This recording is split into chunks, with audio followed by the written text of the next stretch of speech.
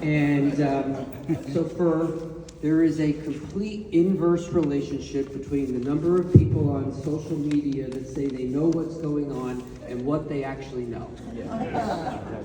So, under that category, there's been a lot of talk in the township about the Brunswick Square Mall. As many people know, that is one of our largest commercial business areas in the township. In combination, Macy's, Penny's, and the mall is in total our biggest taxpayer in town. It is a massive, and has always been for decades now, a massive business corridor. I'm talking to a business group here. So in order to clear up what many people have been saying, they know what's going on the mall, that Cohen's just gonna knock the whole thing down and build apartments, which is absolutely not true. I figured that we will take this opportunity and actually clear the air so that when people tell you they know what's going on, you actually know. So first of all, no decision has been made. So anybody that tells you that they know what's going on is really just talking out of their you-know-what, because no decision's been made. The township does recognize that it is an area that needs improvement. It's a vintage picture of the 1970s when people built malls, which, as we all know, are having trouble, not just in East Brunswick, but throughout the country. So there's no surprise that we need to do something with that mall. It's about 100 acres, roughly divided between Penny's, Macy's, and the mall. The mall's the biggest chunk. It is a picture of the 70s with all that parking. It's a nightmare for stormwater management because of all the parking that's not ever really used. And really, even at Christmas, it's not even filled. So clearly we needed to do something. Mixed on top of that, the town, like every town in all of New Jersey, has an affordable housing obligation that must be met. Must be met. Try challenging it, you will lose. Every case that's gone to court has lost. So we're not going to be adding ourselves and spending money for attorneys for cases that we have absolutely no chance of winning. So, we declared and made the entire 100-acre tract an area in need of redevelopment. By doing so, the town has the ability now to talk to the owners about providing a tax incentive for them to invest in the property to upgrade it. What are our plans? We've met with the primary owners of the mall. For your information, Macy's is now sold. It is now owned by a developer. They will be renting, Macy's will be renting back the space up until 2027, when any redevelopment that's done there will start for the Macy's tract.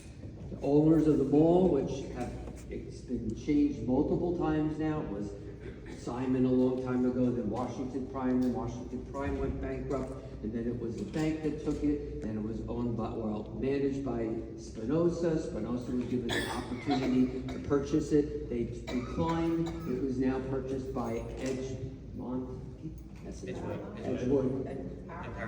and Paramount. They're joint owners.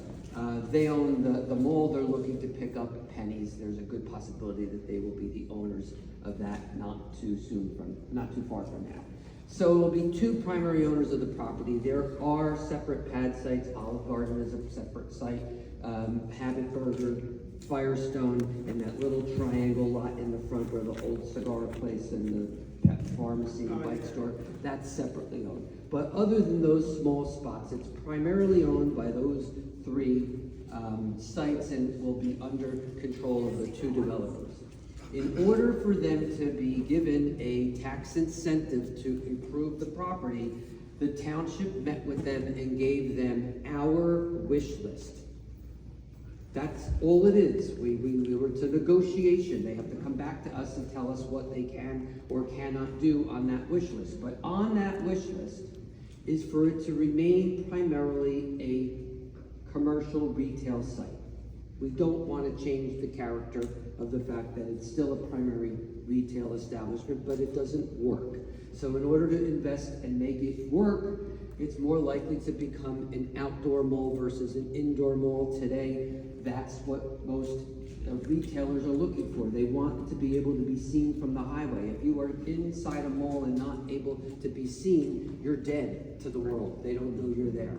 So that's going to change. The front will probably change and be more of a flat surface going all the way from Macy's to Penny's so that it makes it easier to drive around. There will have to be some of our 300 affordable units that must be built from the years 2025 through the year 2035. There's just not that much space in East Brunswick to start parking some of those places. So some will be there. They will be located probably more towards the back, so it's not something that people will see as much from the highway. We're asking them to take 100 of the 300 that we have to build and put 100 of those apartments or townhomes or whatever they want to build as residential on that property. Of the 100, we've asked them to build 50 that would be dedicated specifically to those that are in the special needs community. And it would be 100% affordable. It is something that this town has always made a commitment towards, and a lot of those individuals, when they get through school and end up graduating, often end up under the state, and they revert because there's really not places for them to move to, and now we've trained them, many of them, to be able to live somewhat semi-independent lives, but there's no place to put them. So that's something that we think very strongly we want to develop on that piece of property. The remaining 50 would be a 20% set aside. We're asking, that means that roughly 250 units, 20% being the affordable, would hit our 100. Of those units that are built, we'd like them to make them for sale units and not rental. There tends to be more of a commitment to a township and upkeep of property when people own versus rentals. So that's something that we'd like. And we also would like them to put in, and again, how it's paid for is part of negotiation, but we'd like a community center on that property as well. And that's where the town would put an indoor pool and indoor basketball courts and all of the things that people have been asking for us to have in town. It would be a great place for the community to get together. It would help support the retail that's already there, and it would be an easy, accessible place for people that are living there, specifically those in the special needs community, where they would be able to have access to hopefully jobs, to recreation, to be able to meet transportation. All of those help on a point system that the state uses to help provide funding for a lot of these types of developments, and we think that site would score very well. So that's the wish list. We will wait for the two developers to come back and let us know what they can and cannot do, what type of tax incentive they would need to do that. All of that has yet to be decided. That's where we are. Anybody that tells you that they know more than that, or that they know what we're doing, just, I don't even want to say what it is. Let one of my F-bombs go, so I'm not going to do that. They don't know what they're talking about. So that's the plan. We're clearly looking to keep it more geared towards retail. It is a major retail portion of the township, and we want them to be contributing back to the town like they always have, but it doesn't work when it looks like something out of Vince's 1970s, and that's now a half a century ago.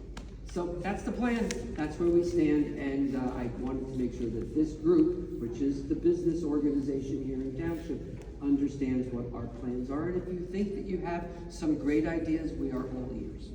Thank you.